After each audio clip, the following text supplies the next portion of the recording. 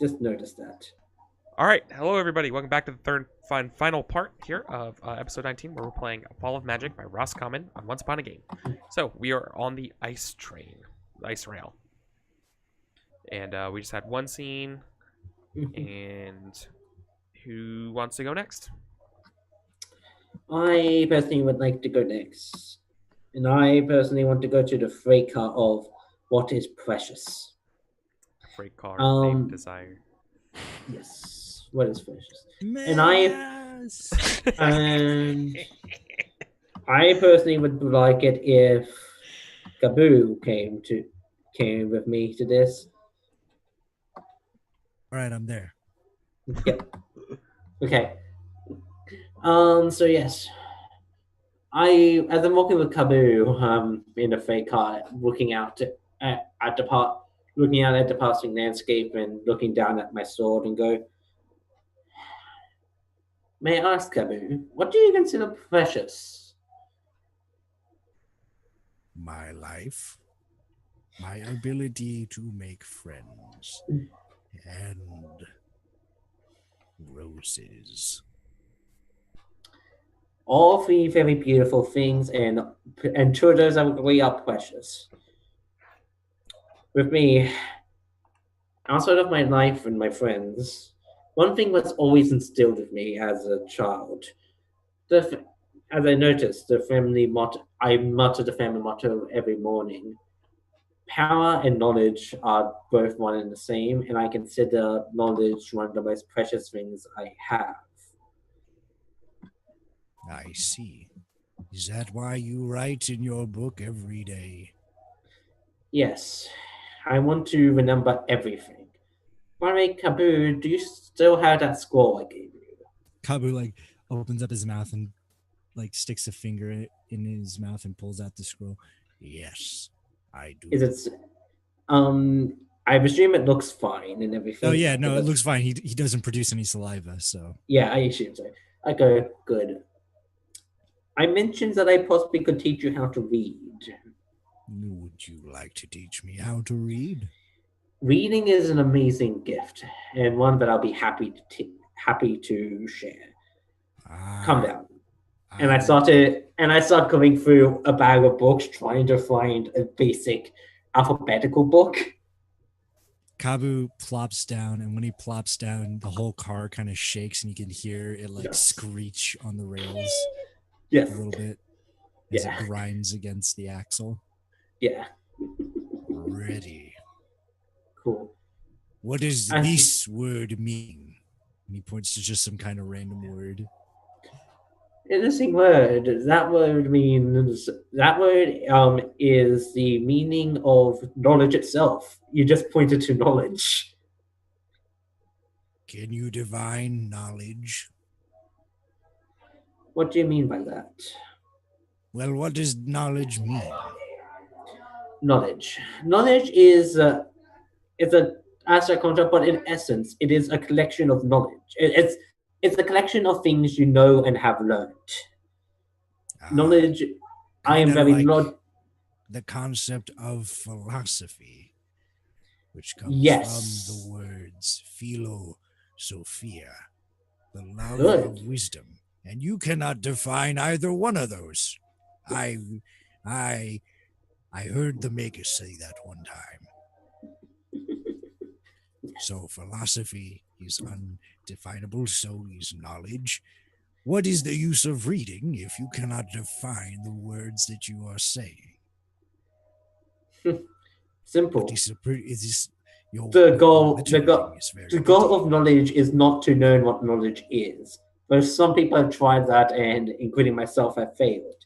The goal of knowledge is to expand your horizons, to expand what you know, to expand what you can imagine.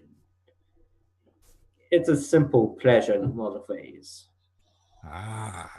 Input. Yes. Okay. I'm just going to mention, we probably should blacken the screen here because this is when I'll start teaching him the basic alphabet and such. And they fading us as I start explaining what each of them means. And Montage. Yeah, montage goes on, and yeah. Yeah. Talking about my best friend. Yeah. Cool. So Cool. end scene there. Nice. Cool. Do you mind if you? Actually, it's fine. Whose scene is it next? River, do you want to go? Yeah, I'll go. I'll have a scene. Mhm. Oh,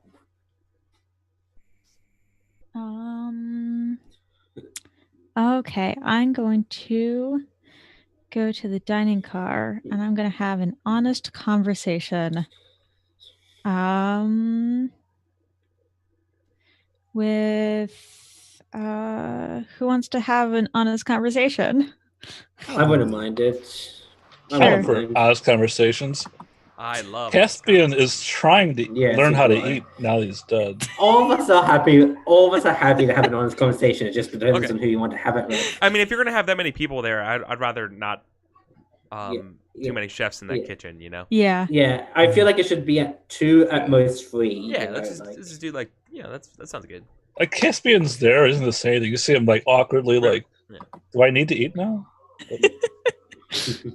Will it even help to eat? So I'll take Justice and Fawn. Cool. So this is the dining card, yes? Yes. I sort of I am sitting in a chair reading a book while I'm eating, looking up at you.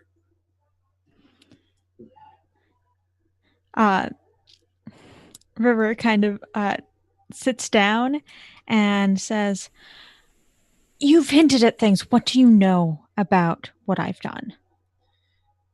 I know you killed some people. I know that you took the fall of the person who hired you to do it. That's the extent of my knowledge. Well, outside of I know who you did, but that's the basics of it. I did that without even looking up.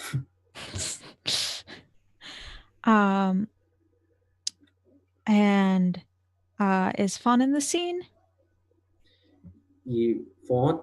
Yeah. No. Okay. No. All right. And they kind of sigh a little bit, and they're like,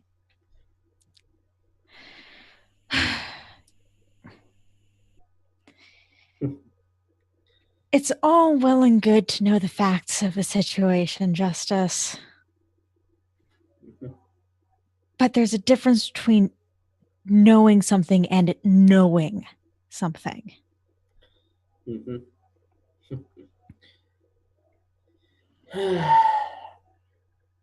What do you mean by that? I know most of the facts. I don't know your feelings about the matter, and I and I honestly at the moment I want to leave it behind. You're that person and I know it. But at the same time, I know you are much more than that. And I bring out a scroll and just read it out and go, yeah, you're way more than that, and just put it back in my bag. Why do you keep notes on the things that everybody does? Knowledge. That is a valuable resource.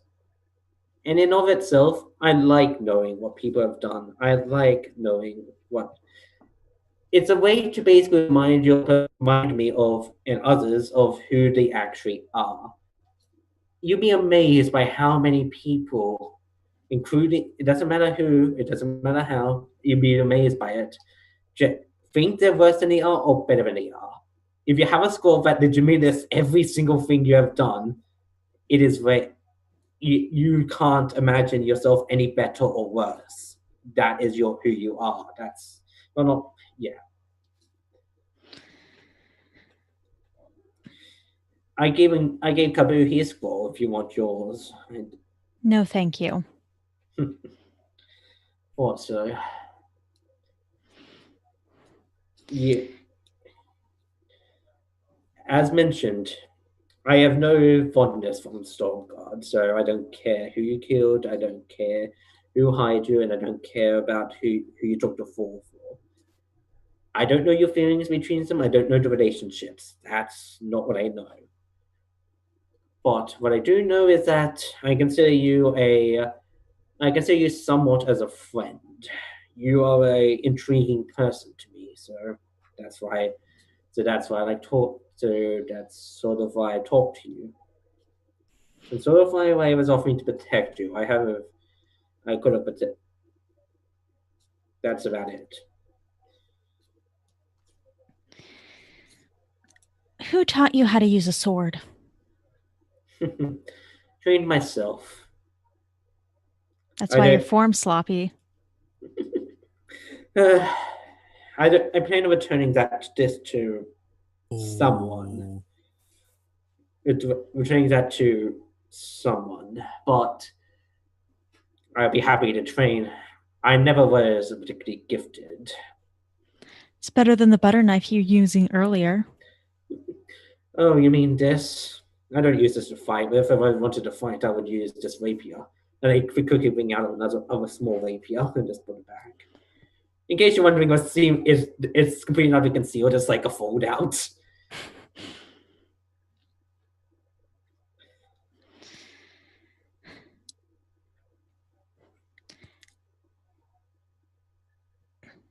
Mm-hmm.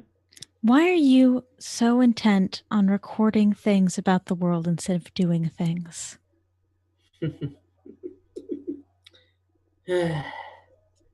Doing things. You'd be surprised by how much knowledge can do things for one. And aren't I doing something here, helping the Magnus on these travels? Yes, but you spent the whole time recording things that other people have been doing.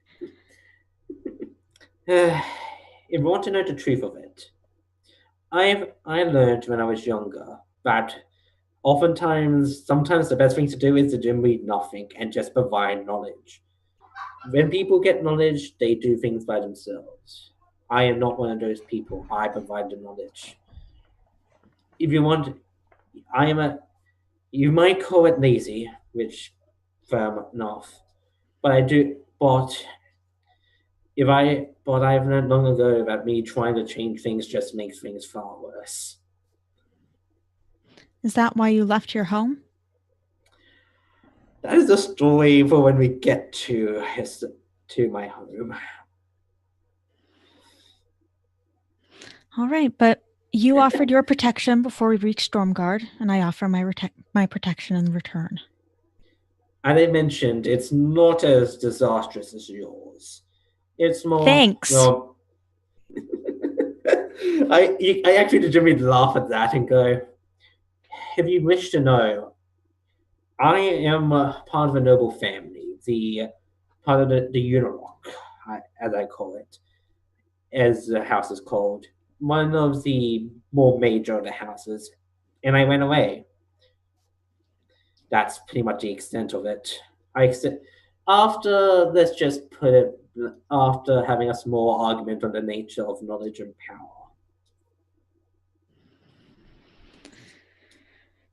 Well, you still have my protection if you want it. Indeed. I look down at the sword for 1 second, think, and go, and I pass the sword to you. You're way better than I am, and I can do without the deal I was going to make.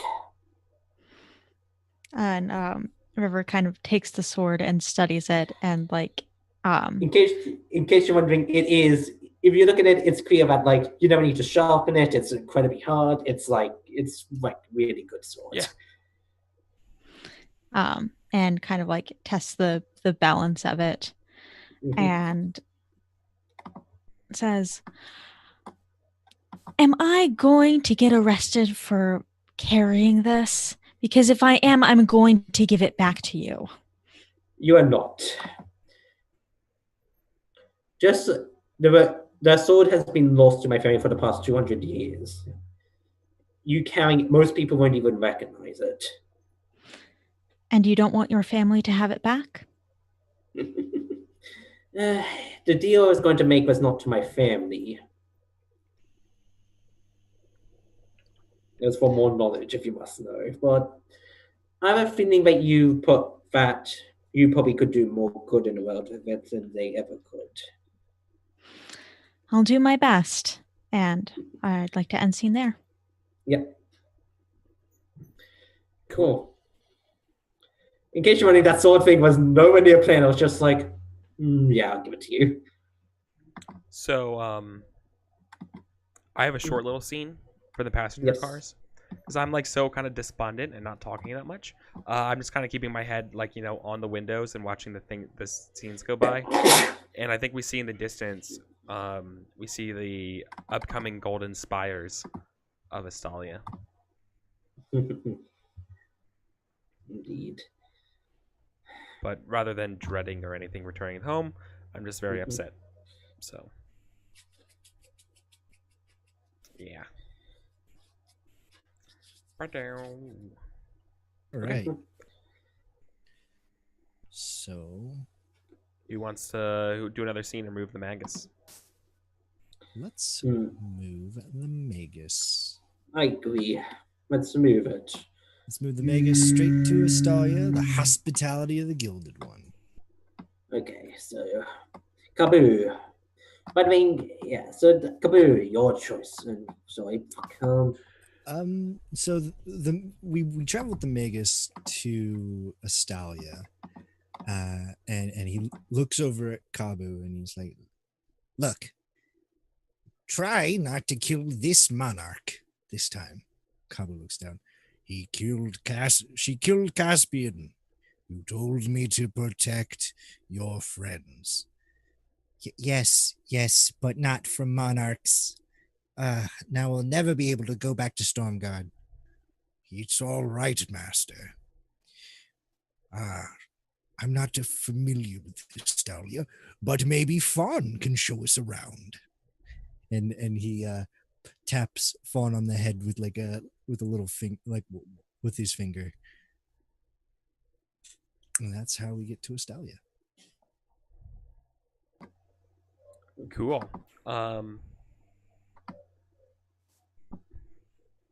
I am going to, if you don't mind, I'm going to jump into a scene at Starfall Academy. Because I am looking for how to fix Caspian and restore Caspian to what it takes.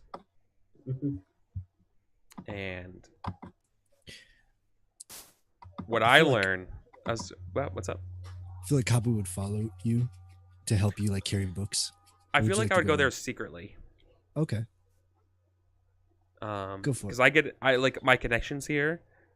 We get a couple of those nods being like, "Oh, you're back" and stuff like that, and I kind of dodge the questions of why I'm here and stuff. And I'm like, okay, let me get that secret access, right? In the Starfall Academies, and I'm looking over some of these rituals and being like, what would it take? And I think I learn the terrible truth that you can't. And then I find the other thing that's broken, which is me. And how do you fix me? And I learn, I feel like we don't see it on screen, but I learn a spell of forgetfulness to block a lot of what I remember of Caspian out of my mind.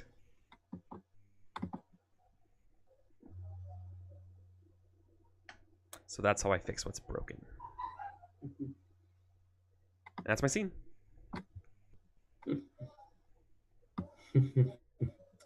Okay. I am going to the Guild District, where you cannot afford.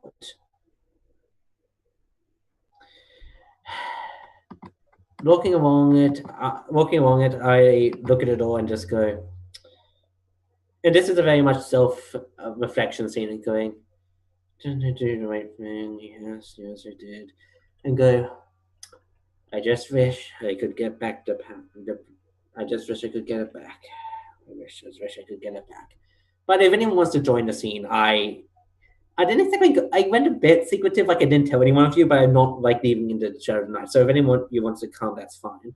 But yeah, I'm just going, yeah, I did the right thing. I just wish I just wish there was a way around it.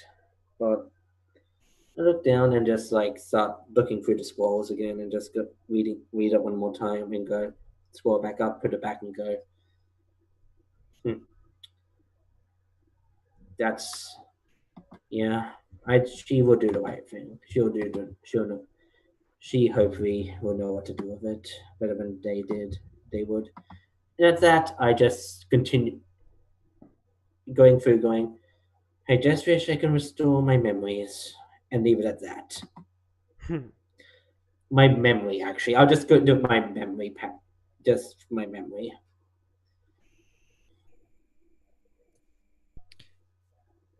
All right. Is that an end scene for Cool. you? Yeah. And if someone wants to come talk with me. No, I think Caspian's going to go to the wharf, though. Okay. So I think we see Caspian at the wharf. Maybe somebody's with him. This is the first time he's seen the sea. It wouldn't make sense for me to be there. Yeah. Yeah, I don't think anyone's there. And not Kabu. Is Kabu there? Kabu's there. Caspian says, Kabu, how do you keep the secrets of the dead? How do I keep secrets of the dead? I don't. You must know what I'm talking about. No, I've never died. You never died. I see. As far as Kabu knows. Oh, you forgot. Did I forget? You would think that'd be a very important subject to remember. Death. It would. That's a Magus created life. From what the Magus has explained to me, magic is a form of arcane science. And you cannot create life, but you can transfer life. So do you feel like a man or an animal or a tree? Kabu feels human. I think you are, Kabu. I feel like I am truly alive when I'm with you, friends. Yes. Oh. Don't ever let anybody tell you you're not alive, Kabu. Thank you. And don't let anybody give you flack about the smell. Because I cannot smell. Oh, you can't smell. Okay, I was getting a little worried. Where's that flower? And Caspian looks around for his flower. Did you guys leave him with the flower? Did the flower get used up in the magic? The flower was burnt to seal your soul into the phylactery. So it probably smells pretty bad then. Yeah. Caspian's like, oh, the flower's gone. That's too bad. It had such a wonderful smell. It had a beautiful, beautiful shape to it. It did. And Caspian says, I know I may not be alive, but I can't be dead. I look out the sea. And it just, I can feel so much emotion. That is good. That means this spell was a resounding success. But unfortunately, you are dead. And like Kabu takes Caspian and chucks him into the water. Look, you can breathe underwater. Because you're not actually bubble. Yeah, you see the gurgle. Yeah. Come, Kabu will join you. And Kabu, like, he kind of like looks like he's about to start off in a sprint, but then he kind of casually walks in and like cannonballs into the water, causing like You casually cannonball into the ocean. yeah, causing all of the ships to kind of like Nice. kind of tilt a little bit. We just frolic under the sea. I guess Caspian floats a little bit too much because he's dead, but otherwise everything's fine. Kabu just sinks to the very bottom of the bay, I guess. Nice. You need to buy some concrete shoes. Yeah. Like Caspian's like, Tabu, pull me down. Tabu grabs the foot and just All right. I think that's scene. I'm going to do a scene at Nazad Station.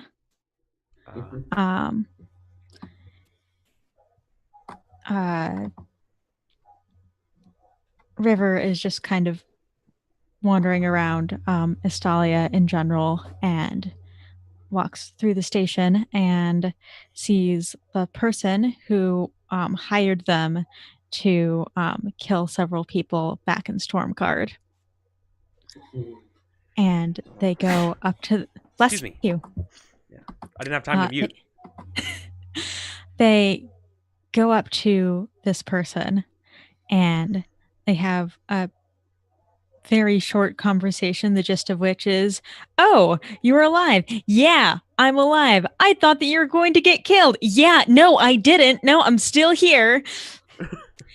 Thanks for letting me take the fall for you, I guess." Yeah.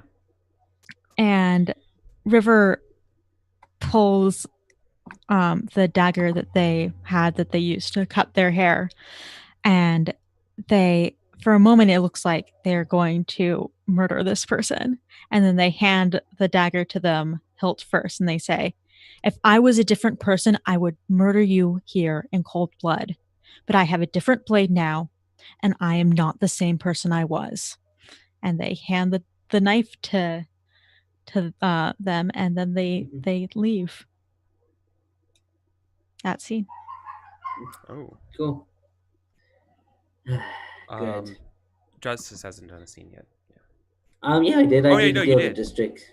Yes. Go to district. It was a short that one, would but be- yes. I have not done like an official scene. Oh, you are the magazine. Yes. Kabu is going to go to the marketplace of magic. Cool. Do you mind if I come with you? Sure. Thanks. Is there anything special about that symbol next to a strange price? I have no clue. Yep. If you have a modifier like kind, you will lose it. Oh. Kind or legendary, even. One of those two. Any of them. Any of the modifiers. That's the price. Oh. Okay. Is that legit? Yes, I believe it is. Eric, is that correct? Yep. Oh, okay, sweet. All right, cool. So it's kind. So kind or legendary, right? You would lose. Or cunning, or several others. You only lose one of them, though. Yeah. Okay. You can also lose your name or your title. Those are things that can be lost. So Kabu goes into the marketplace of magic and he starts to look around and notice that there are golems tending the shops,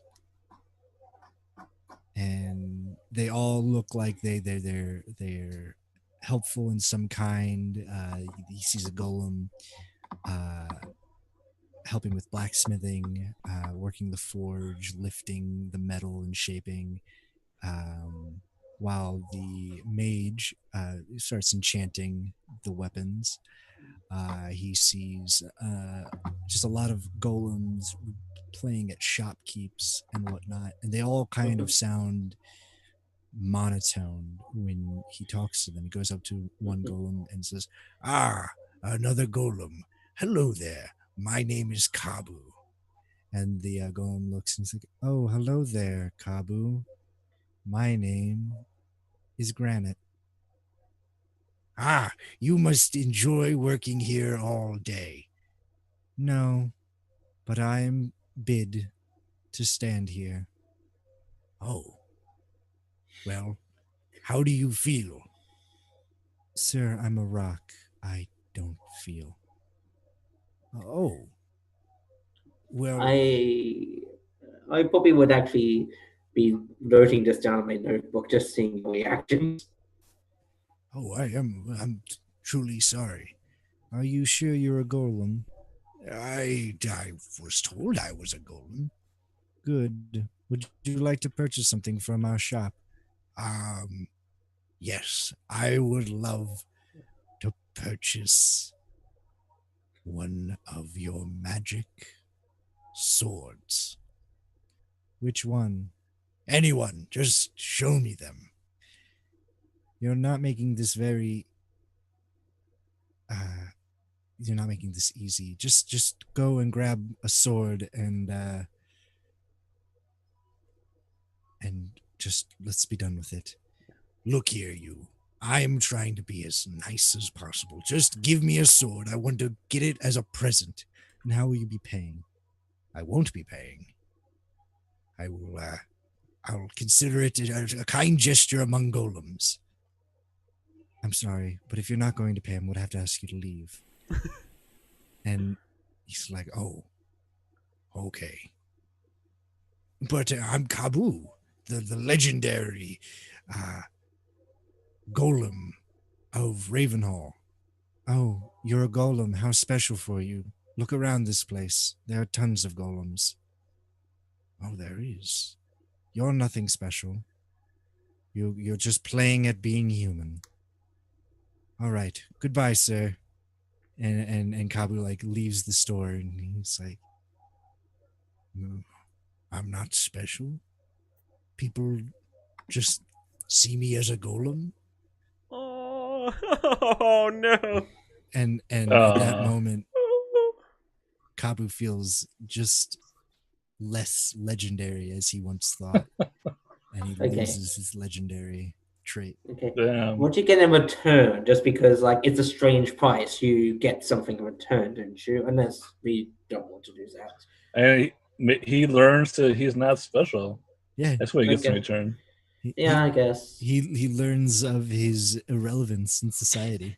Yes. Happy birthday. I got you the knowledge of your insignificance in the universe. Yay! Yeah. That's what I wanted. That's what we all want. Oh. Okay. I think we can set. Do you want to move to Magnus, or unless you want to do another scene? No, I think we're gonna move the Magus. I think it'd be fun.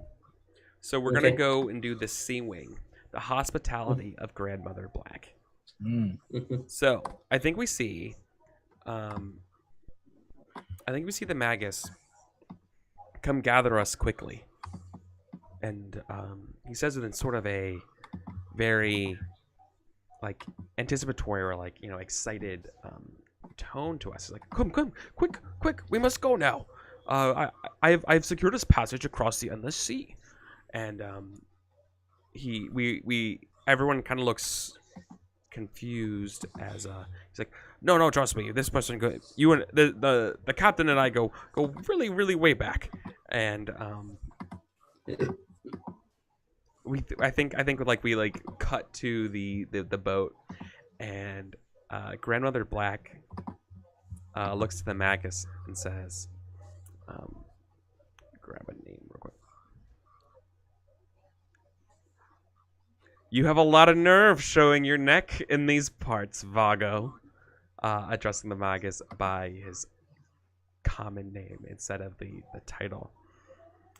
And he says, "Lady Black, you haven't aged a day. What are you, 20? And she spits and says, "Don't give me those sweetened words, child." Yeah, and then they hug and they embrace, and clearly they had a thing in the past. You caught me at a very fortunate time, grandmother says as she's like ordering people, like it was like an Aaron Sorkin walk and talk over the hull as like, like make sure those riggings are good and things like that. And we were just returning back from a voyage across the several islands, and well, with winter cutting at our heels, not many people want to cross the Umbro Sea, or whatever what was it called, the Sightless Sea. Sorry, the Sightless Sea. I knew it was something less sea, without looking at it. Not many people want to make the journey across the Sightless Sea at this time of the year, but for you, I'll make an exception, and your friends, of course, who are. You carry quite the motley crew. Well, as long as they stay out of our way, pointing to the rest of the seamen and women, they'll do fine, and in tip-top shape, and things are going. Cool. Who wants to go? I'd like to go. Cool. Well, Caspian, we're going to go to the helm. I'd like Fawn to be. Caspian requests Fawn to talk to while he sails. And Caspian just claims to know the way across the Sightless Sea. And Caspian says, Fawn, so we really need to talk.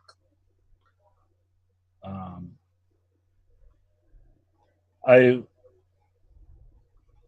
know I'm dead now, but I was a fool in life. I didn't see how much I meant to you, and I thought it was just the star of fame, or something you thought I had that I didn't have.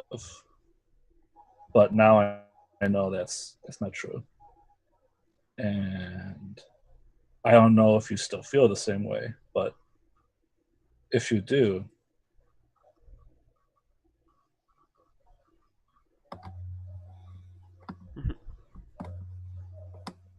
I would like to be with you.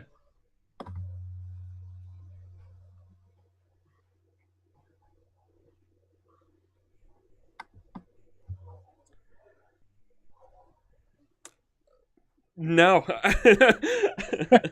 I like they're trying, and they're I think it's really one of those things where it's like I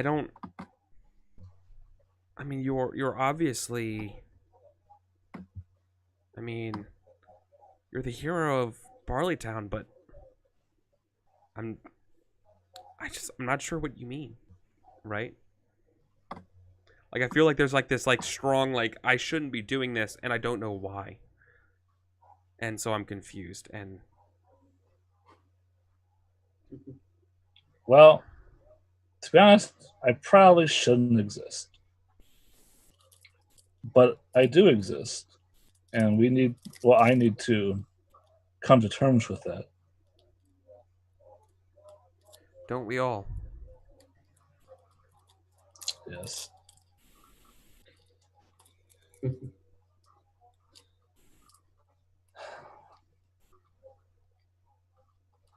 Fawn, I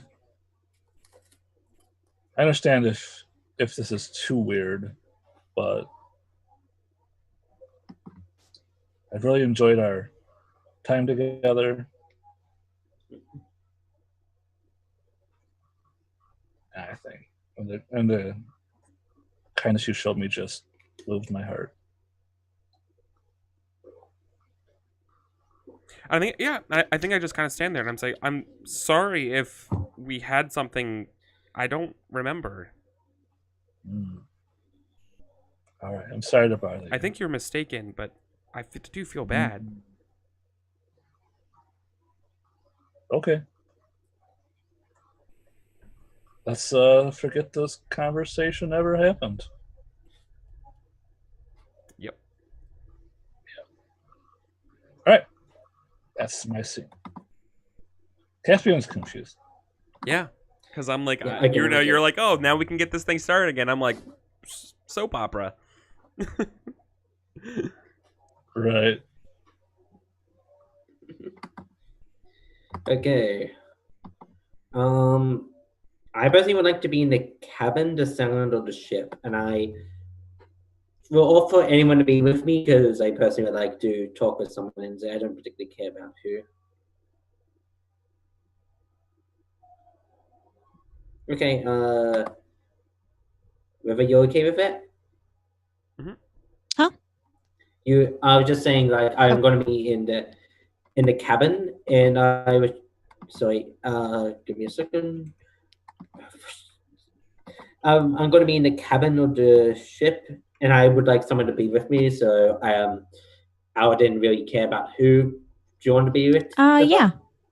Cool. Yeah. Okay. So yeah, I'm making. We start off in a hammock, and I just notice me sitting up there, seeing and going, and you can see me counting with some fingers in one hand, and whenever it reaches zero, it would a drop of water would go, and it would just start again, and I always get it exactly right, like legitimately always exactly right, and just you can hear me muttering, going 1, 2, 3, drop 1, 2, 3, 4, 4, 5, drop. And you can just continually hear that sort of stuff along with me occasionally introducing that with going, so 1, 2, 3, swoosh, and I will always get exactly right where all the sounds will be happening. And you can tell I'm just swinging a hammock doing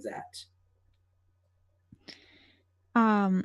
River is like at a table in the cabin, and even though the sword that Justice gave them doesn't need sharpening, they're still like going over it with a cloth and like cleaning the like engravings, and they look relaxed for the first time and y'all knowing them. What are you so relaxed about? And as soon as I finish that, I go drop, and there's a drop sound. Well, we're on the sea. We're under the protection of Grandmother Black, and I've made peace with someone. What isn't there to be relaxed about? I'm through the scroll once more and go, and I just quickly write something down and put it back up and put it in my bag. And I go, and from that, after that, I just look at you and go, the sound of the ships are beautiful, swoosh, and it immediately does another swoosh. How long have you been keeping track of all the sounds? About 10 minutes.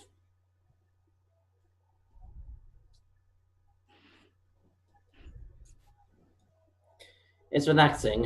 It reminds me of being at sea. I did that when I was younger, so it's nice to remember. You've been across the sea before? Never across it. I've been on sea cruises for sometimes up to a week. That's probably why I'm not too seasick, because I'm still used to it.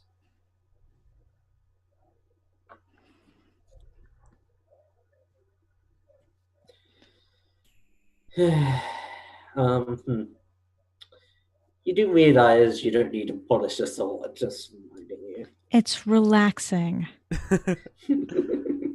I assumed as much.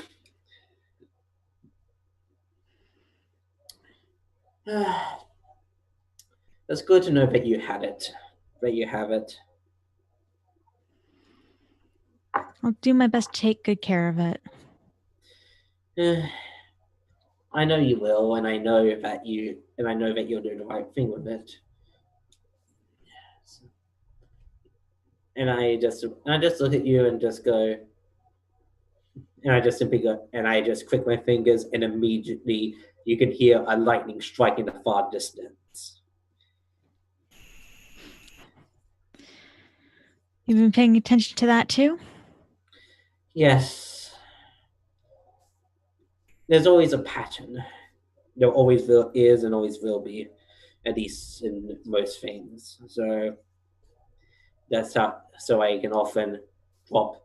That's how I often can tell. You just have to be. You just have to pay enough attention. Yeah. Thunder.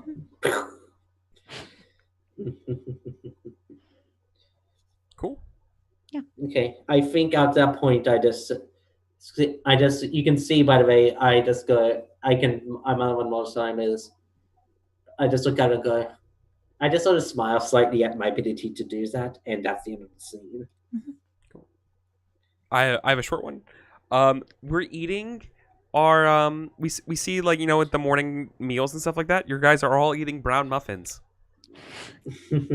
Maple syrup. And and brown sugar.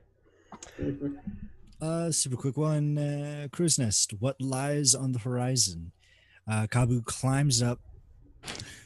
Right? Okay. Climbs up the giant pole. I don't know. He's like, I must get to the highest point to feel truly alive. And he climbs up to the top of the crow's nest, and then he does a cannonball. He can't fit in the crow's nest, so he's just holding on to the very tip top of the pole where the crow's nest is, which is causing the boat to kind of sway back and forth uneasily. And he notices that across on the horizon, there's a giant landmass coming up. And he's like, oh, I've always wanted to say this. Land ho! And as we see an island coming up. NC. Yeah. All right. I think since everyone is gone, I think we're gonna wrap it up there for tonight. Okay. But I know we didn't get to the islands and across the sunless sea or sightless sea to the ruins of Kronhall or like the glow and all that kind of stuff. But so we got like 75%. Yeah. Good. What would the island would have been? Oh, you want me to bring out the island deck and see what it is? Yeah. Yeah. Oh, here it is. Let me deal. I have to deal it to me and then reveal it.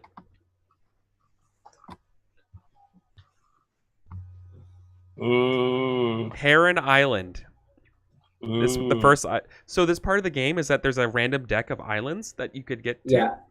And so for this one, for Heron Island, it's fishing shallows, an abandoned sea cave, a rookery, and cliffs. They're so good. Yeah. Yeah. And if we went through the cave, there's another side of this map that's underground that we go through. That's so cool. It is. The game. Yeah, it's a fun game. But so like, yeah, what's up? I'm just gonna say, if you've got time, it could be feasible you could just skip the items and the ruins of Hall and just go to the glow if you think we've got enough time for that, or even just skip. Not really, and I feel like my own personal brain and constitution is failing me. Right Okay, now. it's fine. Just making sure. At this point, yeah, because it's late. It's past my bedtime. Yeah. But yeah, but like, what do we think? Like, what this is Fall of Magic. This is just a story game where like literally it's nothing. It's literally just what we bring to it and these tiny prompts. It's really weird. Like, but there's these games that exist like this that out there. Yeah. I like it. This is a good game. It's intriguing to say the least. Yeah. Yeah. I like how we don't have stats. We can literally say we fought the queen and died, or we tore her in two. Yeah. And it's law. Yeah. But but things that we didn't see that I want to bring up, that because like we ended up here and cutting it short, is there's the flip side of the coin of this game, because when you get over to Umbra, a lot of the questions are like the opposite of what we had. For example, the ruins of Crow Hall, or like the menagerie is a nightmare given form. There's a scrying pool again, and there's questions of like, the last time you saw real magic, you're facing the glow as opposed to their face in the river. You know, like there's like this reverse side of the beginning. It's an echo. It's a what do you call it? Like a leitmotif. It's like it's a return to a thing that we knew. Yeah. That this game's really good with. I just wanted to bring that up because this game's super cool. I talked to Ross about it, and then I don't have time to do it. But I want to make this game into the FTL game, or like the Battlestar Galactica, like you're chased by the Empire kind of thing. That could work quite well. And so and then you do is you just jump to a random assortment of islands and you describe things going on. I will admit, this is just my personal thing. I don't personally like how little there is. I personally would like it if there was like a slight more of a theme. Like, to me, it's just. I feel like I see what you're saying, but I feel like that's the point of the game is you make the theme. Because this doesn't have to be kind of high fantasy medieval kind of deal. I realize. It wasn't any magic at all until I died. Yeah, I realize it, but I also wish that there was a little bit more stimuli in actually making the theme. Just because, like, all we have basically are these questions about characters, and to me at least, it felt a little bit disjointed. Like, because I don't know. It's just if you think about it, all of these questions, if you've ever sat down and tried to make characters for like a show or D&D in general, or writing a book, all these questions could help you build like this really in-depth backstory. You know? And you just take little notes and then you rearrange it and you build a story off of that. I love that about this game is that it's like, well, Kabu is a golem. Okay, well, he's a legendary golem now. He's also a kind golem. It eventually turned almost into the Iron Giant plot of either Iron Giant or Short Circuit. Yeah. I think I actually worked out something that I personally think would make this better. You know those titles that you get like legendary and kind and everything? I wish you got those more often. Like, you know, I wish every single place had something like that, just so you could help, just to help define your character a little bit more. Because go ahead, Beva. I like their rarity. I like that. Like, if you want your character to have this title, you have to grab that chance when you have it. That you can show that your character is kind through actions, but that's not going to be in other sections. But that's not going to be a thing that is tied to their to your character that you can potentially give up later. Yeah. I mean, you're a collector. I mean, I don't know if I disagree with you. By the way, necessarily, but just because you didn't finish, go ahead. My mistake. No, I'm just saying, like, there's just so many different games, right? Like you can totally find a game where it has prompts, and those prompts are collected more. Like Eden, I think you'd love Eden. I have not played it, but I've heard of it. I should take a look at that. Yeah. I go back and forth about this game of whether or not this is a good game for like people who have never played a role-playing game before, or people who are really experienced. Because this game is pretty much the hardest part. It's entirely a game about the hardest part of being a GM. Like scene framing off like hardly anything and being like, okay, what's the next thing? That's the hardest part about being a GM, and it's like, okay, gotta do it. I'll say at the start of this, I play a lot of Dungeons and Dragons and whatnot. So at the start of this, I looked at Eric, and when I saw this map, and I was getting really overwhelmed, and I looked at him, I'm like, where are our stats? What do we use for stats? And then he's like, there are no stats. And I was like, what? He said, you just tell a story. And I was like, this is perfect. It's perfect for people just getting into tabletop role playing, because they don't have to worry about what stats the best, what are the best weapons, what are the best spells. It's what you say happens. And I think that's really cool. And then how everybody kind of builds off of that, you know. There have been several examples where we were in a town where everyone was like, oh, well, that just happened. I'm going to use that for when I start my scene, and kind of connect it a little bit and build off of it. And it really worked. It's what makes this game actually, so for me personally, this is a really tiring game for me to play, because it requires so much listening, because you're looking for those things all the time, and so you don't get a chance like you would in D&D if in combat to like take a break to be like, okay, I mean, I'm gonna hit it with my axe in 3 turns, you know. This game just requires constant listening, constant reincorporation, and I never explained that going for like early on, being like, hey, like this is an improv game, things you got to do is be obvious, things you got to do is reincorporate what other people say. Like I didn't say that, and like this game went really, really well and smooth, which is really nice. So shout out to all of you for doing that. Like nobody said no, and I know the word no has been said, but like when I said, oh, Kabu would come with Fawn, you had a good reason why Fawn would go alone, and that's perfect. You know, but the whole thing with improv, especially with a game like this, is if you say no, and it even happens on stage, when you say no, you stop all action. You don't always want to say yes, but do not say no and halt action. Say no, but this kind of deal. It's always a but this or and what.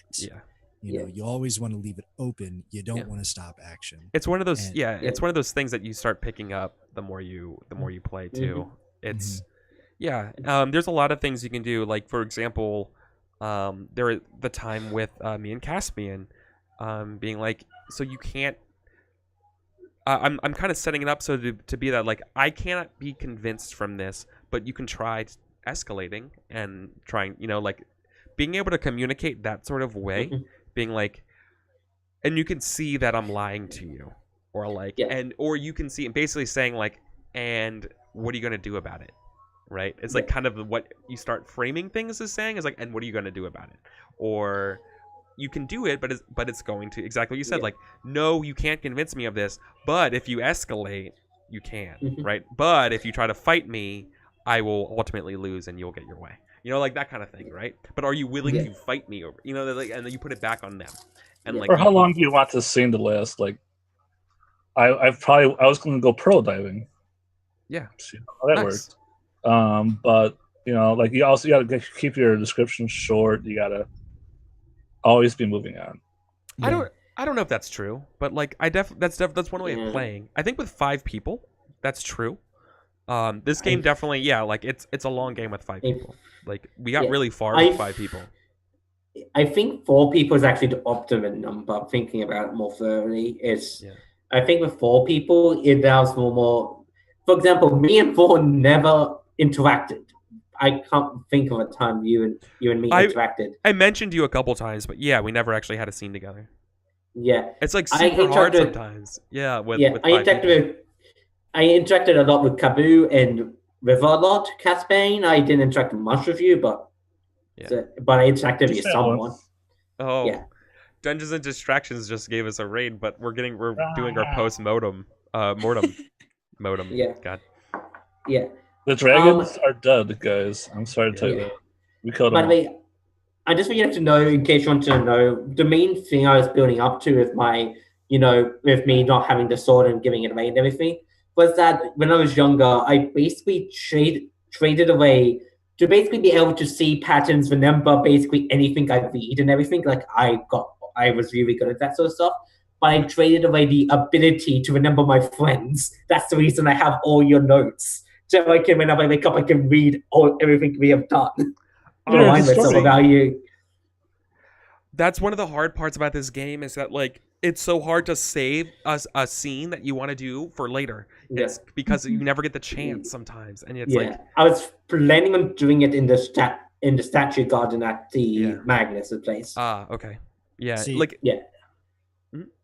Oh, well, like with me, when I finished my scene, I would always like kind of go look at the other possibilities, like Stormguard Mountains or the Hall of Woods, and I was like, okay, where am I going to go next? and like I would have like a kind of a plan for each one, and then depending on what happened, it might change like subtly. Yeah. Kind of deal. Yeah, My plan exactly, because you're has listening changed. and you're kind of like tweaking it based on that. Yeah. Yeah, that's exactly what you do. My plan changed. I gave the sword to River. That was change of plans. I was planning on trading the sword for the ability to remember my friends. See, I decided against it. I didn't get to it, but I was absolutely going to be changing it to being like, I'm conflicted now that I feel closer to River than I do Caspian, and then maybe getting my memories back and then being really conflicted. Oh man! And so like that's where Geralt of Rivia. That's where I was going with it. Yeah, actual really, yeah, exactly. Yeah, like quite literally. When you romance Triss and then remember that you have like Yennefer. It's like, yeah. So I was thinking about that, but I'm just saying, River. Like, what do you think, River? We didn't hear much from you. I think it's a good game. I think it's easy to get to have character moments be lost in it, which if because especially if you have a group this big, that it's easy for like little scenes to get kind of lost in the shuffle. Me especially, I just started daydreaming like what I'm going to do next, and all of a sudden I hear my name and I'm like, oh shit. I got a bunch of this scarf done.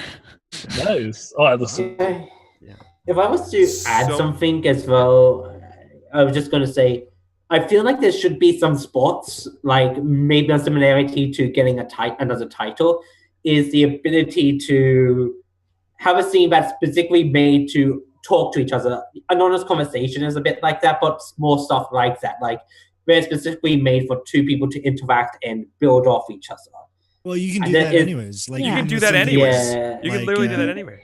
In fact, you have the perfect control as the player to be like, we need a scene like that right now.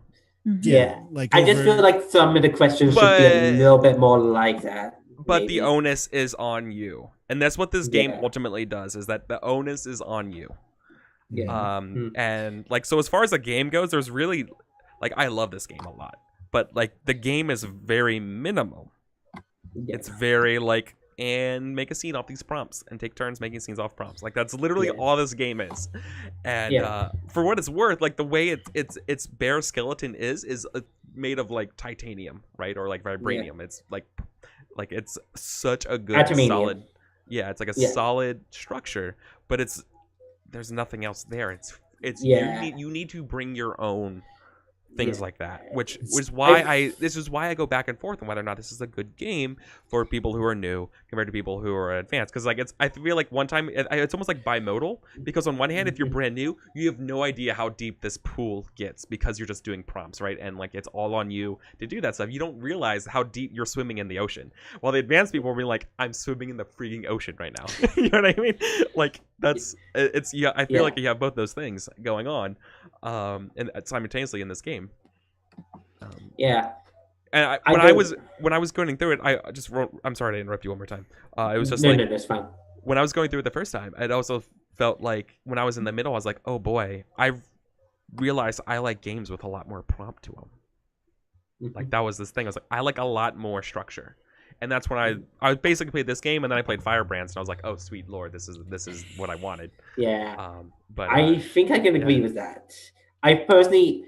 Not even structure. I just preferred if there's like a more direct theme that you're meant to go for. Just because in this, at least in the beginning, I had no idea what kind of character I was going for. I quickly changed my character, and as we moved forward. Well, go ahead. I see this more as the D&D version of Whose Line Is It Anyways? Yeah. We're all sitting here. We're all at Ravenhall. One of us goes to the menagerie, and our prompt is, what the last time you saw magic? Okay. Well, you could either go really in depth and say, well, the last time I saw magic was when I was 5 years old, blah, blah, blah, blah, blah, blah, blah, blah. Or you could say, 5 minutes ago when I walked past a giant talking golem. Yeah. Exactly. So, I love the minimalistic of the prompts because I don't like prompts that get too detailed because then I feel constrained. Yeah. Like, you know what you could do? Like the last, like you could you could play this game literally like the Lord of the Rings. Like this could pretty much tell a story like the Lord of the Rings, or it could be like this really tragic story. It could be like Saving Private Ryan, right? The last time we saw real magic, we cut to the battlefield, you know, and like huge swaths of fire, you know, like blah blah blah, and like, and we cut to this peaceful rose garden, and this guy just feels out of place. Like, you know, you could. It's totally up to you to set that tone and theme. And once again, the game doesn't give you that aid, and that's why it's so hard, because it's like it's on you to figure out what your goal is. Like I was like, I'm a crab singer, and because we have a hero, I'm in love with the hero. Is literally my thought process when I did that, and I was like, let's do it. I was gonna have Kabu die at the end. Yeah. Oh. Yeah. He was gonna. The whole big thing was he was a sacrifice to save magic. Yeah.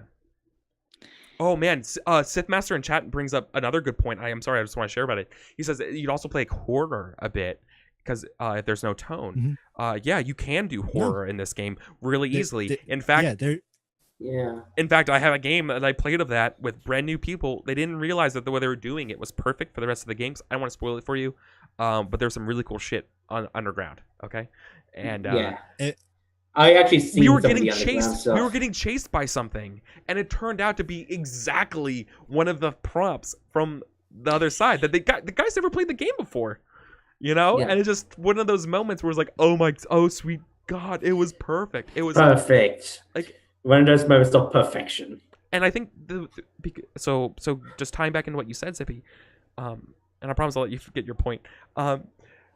The prompts exactly are just enough to get you going, and they also allow you to keep some boundary so that whatever idea you have, it can be bounced back. They are just vague ambiguous enough. Enough that it's like a comfort from home. Okay, what is that to you? What is that to your character? And that's like the one thing that they taught us when I was doing a lot of theater for school, is when you're sitting down and you're looking at your character. And that's what I see when I look at all these prompts. Every time we did a show in school for university, they gave us a packet, and we had to sit down, and I was Lysander from A Midsummer Night's Dream. And literally all of these prompts were basically on that packet, you know. What is a comfort for home? What does Lysander find comfortable? You know, like who left you behind? That all helps you define your character a little bit more. So if you step away from this mindset in D&D, where some people get into where they're playing their character instead of actually being their character, if you get into the mindset that you are this character, and when you see this prompt, you got to think, okay, my character is this, not well, me, Zippy, thinks Kabu would do this. I try to do that all the time when I do role playing. It's like I'll say something and the GM will say, are you actually saying this? And I will look the GM and say, yes, I said it. Yeah, I think go ahead. Yeah, like we were doing Mouse Guard one time, and I basically told the fucking Raven, like, if you don't give us that sword, we're gonna wreck your shit. Yeah. And like Eric looks over and he's like, are you actually saying this? And I'm like, yeah, I am. I said, okay. Gotta go with it. I think I've realized one of my biggest issues with it, which is you don't establish a character until at least halfway through. I usually to me, I always like to establish some sort of character, maybe not all of it, but some sort of character before we even start playing. This game asks, who are you, as a reason why we play. We play to find out something. Like every game is playing to find out something, and we're finding out who we are and why we're on this journey is the name of this game. That's the question this game asks you. Yeah, exactly. Yeah. So it's always weird because you're just kind of like you're given a blank map. You know, it's like it's that stress, anxiety of having a blank space to play in. And I totally feel you. I feel you on that. I feel like this is not the right game for me. Like I'm not gonna act like it's not a good game. Yeah, it's just a case of it was fun though, particularly when I started actually getting into my character and started slightly changing things and everything. I particularly like my interactions with Kabu and River, just because it's a case of like, hey, I was very much in a case of, I don't particularly care about her past just because I Their consider past. her friends. They're sorry, I'm really am sorry. I'm a horrible. I have a horrible memory. That's suitable for my character, but yeah, sorry. Did I actually? Sorry, I really am. Sorry. Yeah. Okay. As somebody whose background is mostly in text role playing, I've done a bunch of tabletop more recently over the past few years, but like my big base is in text role playing. Like I'm really comfortable with coming up with a character on the fly. So this is really good for me. And as somebody who thinks about avenues of play and RPGs a lot, this is a really interesting game. Yeah, for sure. If that's what you think of, yes, yeah, for sure. Boy, you need. You don't. I won't say you need to. Like it's some kind of weird imperative. But any game that's basically comes out of Olympia, Washington, is something you should check out. Okay. Yeah. That's Ross's, and that's Ross. The Hobbs's, Less Than 3 games. Like all of those types of games are all like these very like. How do you feel about this avant-garde style stuff? Yeah. Mm-hmm. Yeah. Like it's cool. Yeah. This is really cool. As I said, it is a really cool and interesting game. It's just not the right one for me. Yeah. No. Like there's a bunch of games that I can't really get into. Like most of the Fantasy Flight RPGs I can't get into. They cram too much. There's too many rules. You know. Do you mind give me an example? Star Wars? Dark Heresy. Oh, Dark Heresy. Yeah. Dark Heresy. Like how you have degrees of success instead of like a pass or a success. Yeah, at most critical. Like I fire a shotgun point blank at somebody who has their knife to my throat, but I only get 0.2 degrees of success. So I actually shoot them in the foot instead of shooting them in the torso. Like that was just, I felt like those degrees of success would be good in certain situations, but not in a lot of the narrative. And I think Fantasy Flight has a pretty bad track record. They make beautiful board games. Now, let me tell you, I can agree with that. Really good board games, but when it comes to RPGs, they treat it like the rules for a board game, and they just oversaturate you with rules. This is good because there literally almost are no rules. The only rule is everyone has to get a scene, and to move on to the next place, you got to move the magus, and you got to say what they say. And you have to follow the plot. Like you came on here not knowing the rules, and I was like, just don't worry about it. It takes like 2 minutes. And then I was like, okay, you know. Yeah. I was like, fine, yeah, no, great. I was a little bit scared. That's why I was kind of waiting to go last. But then when I realized, like, this is basically one giant game of improv, let's do this. Yeah, I'm gonna have so much fun. Most of the games I play in here are just one giant games of improv. Like that's there's improv without an audience. Well, I mean, we have chat, but like, and I guess this is improv. Wow, way to devalue your audience. Yeah, suck it, chat. No, I didn't think of it that way. But like, I think of okay, you're right. I just thinking of the theater as just okay. I'm tired. Yeah, and I'm sorry, chat. I'm sorry. I got a suggestion for you, Kabu. A role-playing game for you to try. Have you heard of Bluebeard's Wife? It was kickstarted. Bluebeard's Bride. Yeah. The horror game by Strix and I forget the other two. Coming up. Michelle. I was looking at that and I kickstarted it and everything, and I like the look of it. I seriously want to. I have not played it, but from looking at it, I think you would like it because it is quite rule-like, from my understanding of it. And it's Powered by the Apocalypse. It's a Powered by the Apocalypse like psychological horror game where you're playing. So, are we all familiar with Bluebird's Bride, the story? I am. Yeah. Al, would you like to? No. I'm vaguely familiar, not enough to explain. Yeah. The basic story of it is this rich noble basically gets married to a woman, and the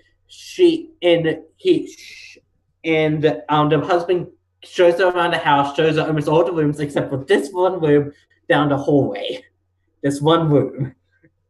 The husband gives her the keys to every single room in our entire mansion and goes, "You can go through into any room except that room down there." She looks around, she has some fun. Then the sisters, this might be a different version, but the sisters come and just basically go, "Hey, why didn't you see what's in that room? That he might be cheating on you or some shit or something like that." She goes, "You're right," and pretty much and after resisting for a couple of days, she opens it, sees that the room is full of the dead corpses of all his previous wives, and then she gets her head chopped off. That's the story. Yep, it's pretty much just you can do anything, but don't go in this room, and so then that's the horror. Yeah. Yep. Yeah, it's a cool game. I really like the designers. It's really cool. They're a cool trio. I like Powered by Apocalypse, so I would mind playing it. It's a matter of me getting a chance to read it because I also backed it. And actually, video honestly surprised that you haven't done Once Upon a Time on it yet, just because that was. There's a lot of games out there. Yeah, I will admit that. Like as I said, I got something like 20 systems on my computer, and I played like 3. And like I try to do games. It's one of the major reasons why I haven't done that, and several other like GM games on the stream, is that I try to do more GM-less games. I try to do more shared. Pretty much, more specifically, I try to do prep-less games. Is really what I try to do, because I don't want to spend my Tuesdays prepping for a game for this. I want to come in here with the same level of investment as everyone else. I want to come in here just being like, let's do this. And like, so like there's Ben Robbins has 2 words for this. Our table is round, meaning it's like GM-less, that everyone has the same like voice authority. And like while I'm like host and facilitator of a show, like I mean like I'm a host of a show, which I guess is different, and I can't really fix that part. But as a facilitator, all that means is that I know the rules of the game. It doesn't mean that I'm the GM and I have knowledge or anything. I just impart advice to how to kind of speed up the game sometimes and that kind of stuff. But like the number one, our table is flat or round, and the second one is our table is flat, which means that people haven't invested more time into that. So like you're not the because if you're a player and you super made this character and you really want to see this thing through, you have this weird investment mechanic that everyone else doesn't, or not mechanic, but like this investment of psychologically, you put all this time and work into something as one thing, and you're the swashbuckler dude, and we're all want to do desert adventure today, and all of a sudden you're like, this sucks. You know what I mean? Sand pirate. Like but like you want to avoid those scenarios, and so like that's what I want this game to do. I kind of want to like decouple or demystify the every game has to be prepped, and every game has to have a DM, and every game has to have all this extra work and things like that. Sometimes you can just show up after work and just relax and just bullshit with 4 people and come up with a really cool story. This is a really great game. Cool. And I'm way over budget of time, so sorry about that. No worries. Let's just do final shout outs. Ryan. Cool. Hello. I am the Jimmy person who just enjoys the show and comes on. You can find me on the Discord, which is my name is Mortem. I like talking. I have a Twitter, which is at Deaths Coming 5, and that's about it. I don't do much else. I'm tempted to make a game, but time is short. Yeah. Thank you. Golden. Muted. Hey, you can find me on twitch.tv/goldenwh. You can follow me on Twitter at Haunted Sky with 2 H's at the start. Right now I'm streaming Nobilis, which is no dice role-playing game, on Sundays. We're trying to resurrect God. On Tuesdays I'll be starting to stream a around the table game with D&D 5e, played in the old pre-first edition style. And on Fridays for like next month, we'll be doing Burning Wheel, which is basically we're going to do it is Stardew Valley / Harvest Moon in Burning Wheel, and I think it's going to be great. And I'll be hosting. They're not going to be on my channel, but that's what I do. Awesome. Yeah, the new. I'm excited for your new Burning Wheel. I always think there should be more Burning Wheel games. Zippy. Hi, I'm Zippy. I'm a variety game streamer here on Twitch, but I love to do role-playing games with my buddies Eric, my buddies Dave, aka Henley, and over on Encounter Roleplay. You can find me on at Henley's channel every Sunday, Encounter Roleplay every Wednesday, and you can find me almost every day of the week from 8 p.m. Central to 12 p.m. Central. Well, 12 a.m. I don't go there. No. God, no. You can do it. I'd be dead. 72 hours straight live stream. I think. Hours. Didn't Neil do that before? He did like 14 days straight without Don't sleep. You die? I legitimately thought you die if you don't sleep for like 5 days. He went to a doctor. He said that was a myth. I guess it would be your mental constitution. Yeah, I thought you'd genuinely start like hearing things and stuff. Yeah, you start hallucinating. You get shadow people. You can see shadow people. Yeah, but he did it, and you can watch it on his stream if you want. Okay, fair. Just to look for a 144-hour long Twitch VOD, and that's probably it. Okay. Yeah. Okay, cool. Yeah, didn't he quit the last time, Sith? Yeah, I don't remember. I don't remember. It's tough, and but certainly, last but not least, our guest Elle. Hi, I'm Elle. You can find me on Twitter at occasional Elle, occasional spelled correctly, Elle spelled like my name with 1 E and 2 L's. You can find the podcast that I do at Sun City Duet on Twitter, suncityduet.com, under Sun City Duet on iTunes.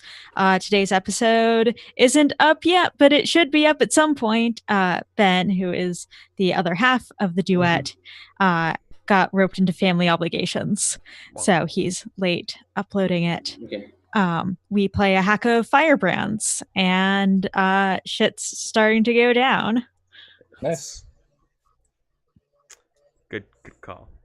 Yeah. Cool. Okay.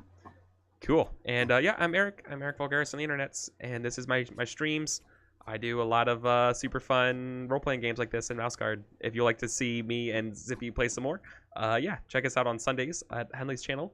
For more Mouse Guard. I love Mouse Guard, and I love Burning Wheel, and I do more Burning Wheel on Sundays too. But I'm really tired right now, and I don't feel like talking about my schedule. So that's it. That's wrapping up episode 19 of Fall of Magic, Once Upon a Game, where we played Fall of Magic. My brain's falling apart. Good night. Yes. Very well.